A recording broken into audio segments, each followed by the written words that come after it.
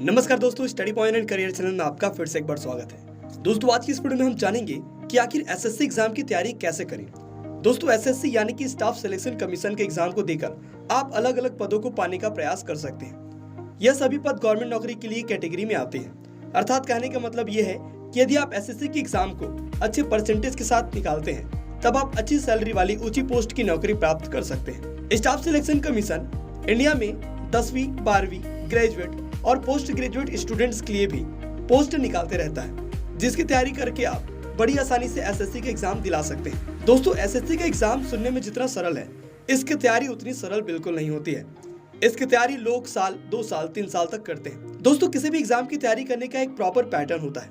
उस एग्जाम की तैयारी करने के लिए कुछ महत्वपूर्ण चीजों का ज्ञान होना बहुत जरूरी होता है। कैसे किसी एग्जाम की तैयारी करी जा सकती है, आप एसएससी की एग्जाम की तैयारी कैसे कर सकते हैं, इसके बारे में आज की इस वीडियो में हम आपको बताने वाले हैं। तो चलिए बिना देरी के वीडियो को शुरू करते हैं। दोस्तों एसएससी के एग्जाम की तैयारी के लिए आपको कुछ बातों का विशेष ध्यान रखना पड़ेगा। जैसे नंबर 1 है सिलेबस और पुराने पेपर को देखना। दोस्तों एसएससी की एग्जाम की तैयारी करने के लिए सबसे बेहतर रहेगा कि इसके जब भी सिलेबस बने हैं उसी इन्फॉर्मेशन को हासिल करें।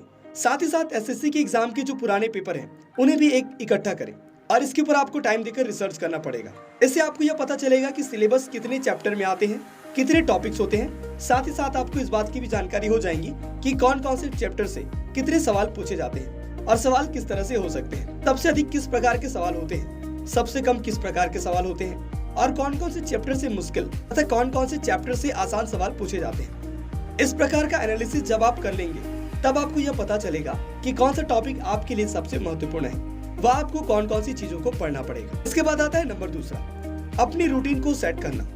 दोस्तों एसएससी के सिलेबस और इसके पुराने पेपर को जब आप अच्छी तरह से समझ लेंगे तो उसके बाद आपको अपना एक टाइम टेबल और अपना एक पढ़ने का रूटीन बनाना पड़ेगा।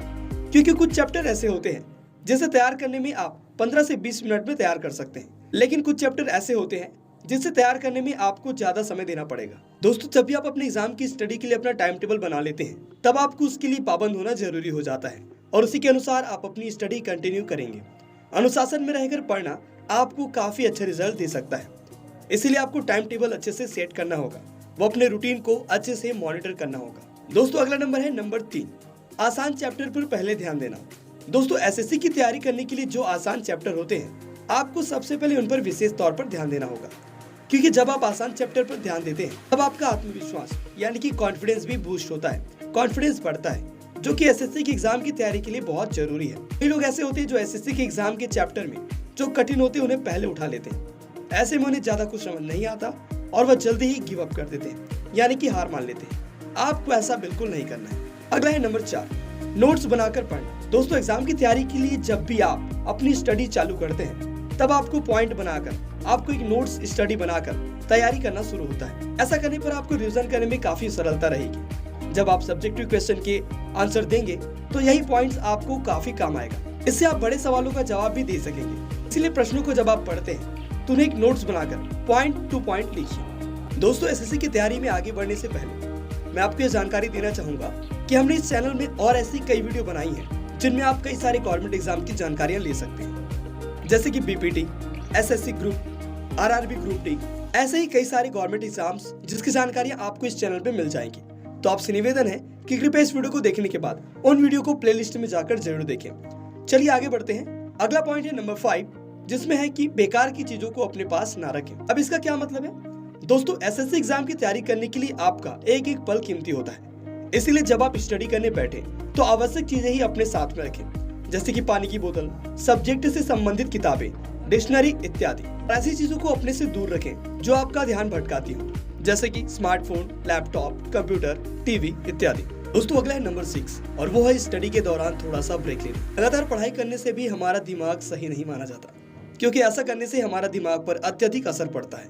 इसलिए एसएससी एग्जाम की तैयारी जब आप करने के लिए बैठे तो अपनी स्टडी करने के साथ साथ बीच बीच में थोड़ी बहुत जरूरत ब्रेक भी लें।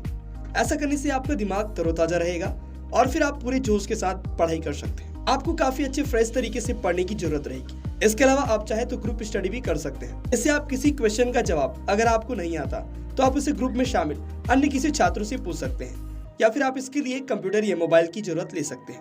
ध्यान रखिए कि कंप्यूटर और मोबाइल का इस्तेमाल तभी करें जब आप उसमें स्टडी कर रहे हो।